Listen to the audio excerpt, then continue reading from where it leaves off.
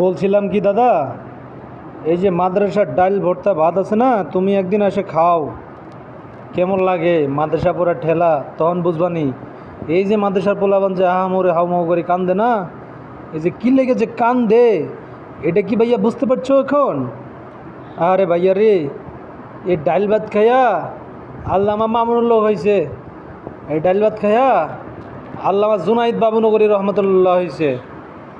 হ্যাঁ, এই ডাল ভাত খাইয়া বাবুনগরী হয়েছে। হ্যাঁ, এরা এমনি এমনি এমনি হয় নাই।